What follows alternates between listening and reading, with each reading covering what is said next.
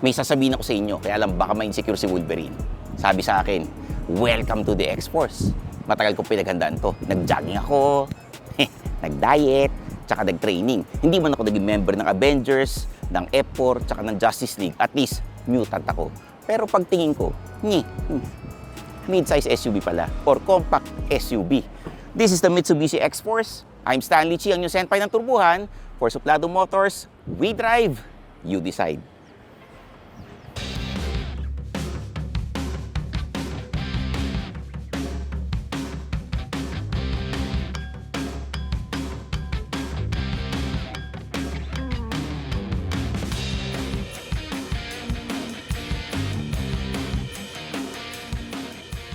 Sa harap, alam mong Mitsubishi ito dahil sa kanyang dynamic shield design. May LED headlights, DRLs, and fog lamps tayo.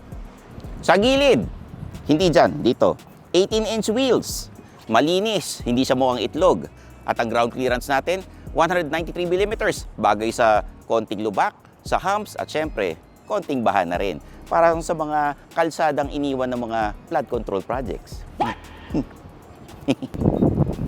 Sa likod, meron tayong shark fin antenna, third brake lights, roof spoiler.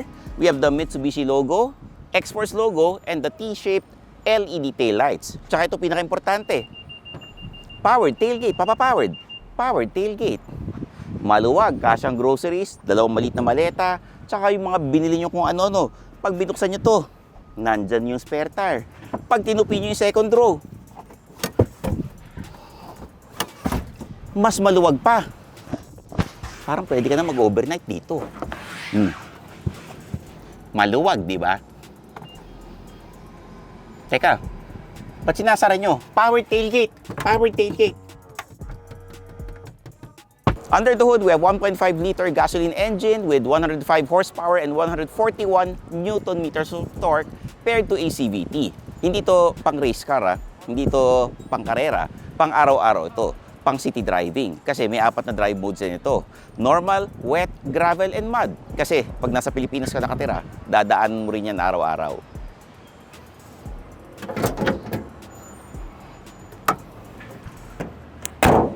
Dito sa second row, leather seats tayo. Siyempre, Yamaha sound system kasi nga maganda yung sounds ng Mitsubishi X-Force.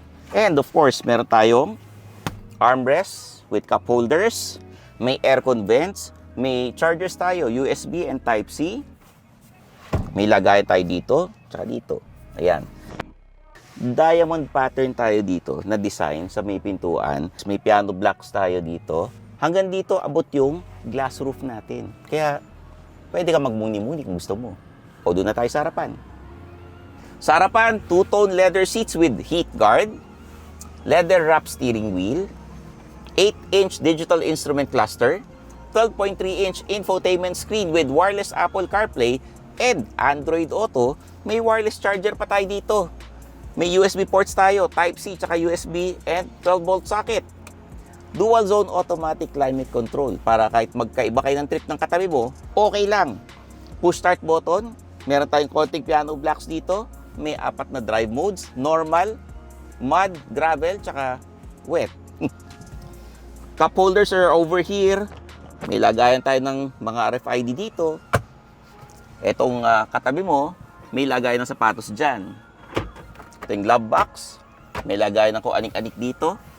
Fabric materials na soft touch. And of course, the Yamaha sound system. Dinig sa buong sasakyan yan. Ito yung control ng sunroof or ng glass roof. Visor natin nandito. Ganda, di ba? Sulit na sulit to. Pagdating sa safety, loaded din ang X-Force GT kasama ang Mitsubishi Motors Safety Sensing. May mga features tulad ng forward collision mitigation, adaptive cruise control, blind spot warning, rear cross traffic alert, automatic high beam, lead car departure notification, meron ding active stability control, traction control, active yaw control. Hindi ito maiiwasan lahat ng problema sa buhay pero malaking tulong ito para maiwasan ang ilan sa mga problema natin sa kalsada. Ito ang pinakamalaking update sa X-Force ngayong 2026. May bago ng GLX variant. At ito na ngayon ang entry point ng lineup. Pero hindi ibig sabihin tinipid. Kasama pa rin ang LED headlights, LED DRLs, LED fog lamps, 17-inch wheels, reverse camera, rear parking sensors, wireless Apple CarPlay, Android Auto, electronic parking brake. Sa madaling salita, hindi siya mukhang pang base model. Samantala, mas sulit na rin ang GLS. Kasama na ngayon ang leather seats with heat guard, cruise control, multi-around monitor. Kaya kung gusto mo ng balance ng presyo at features, baka GLS ang sweet spot. At syempre, nandiyan pa rin ang GT para sa mga gustong kumpletos ricados. Perfect. Team Suplado, may mission ako at yan ay i-drive ang Mitsubishi X-Force. So tara, samahan niyo ako para makita niyo yung aking driving impressions.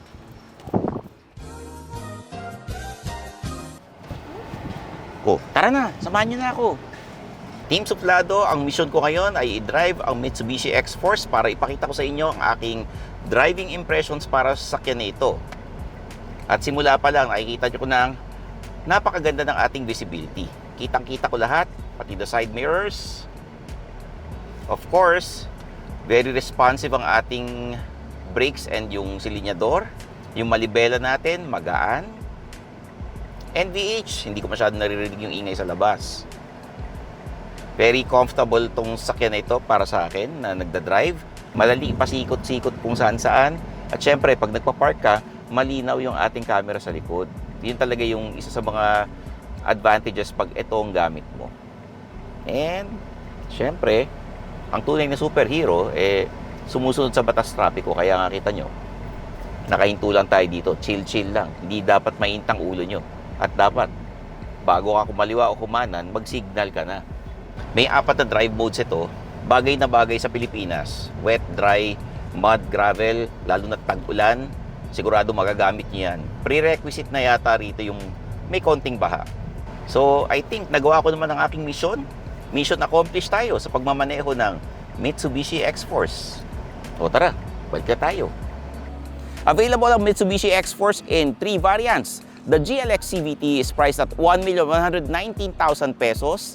The GLS CVT is priced at 1,299,000 pesos. Yung GT CVT naman, 1,661,000 pesos. Kung value ang habol mo, doon ka sa GLX. Kung balanse ng presyo at features, sa GLS ka. Pero kung gusto mo lahat ng tech, comfort, and safety features, doon ka sa GT. Ganun lang kasimple. Etong Mitsubishi X-Force, hindi trying hard maging sports car. Hindi rin siya nagpupumilit na maging hardcore na off-roader. Ang gusto nito, maging practical, komportable at enjoyable ang everyday drive ninyo. At nagawa naman niya yon. Kaya kung member ng superhero team to, this is a team player.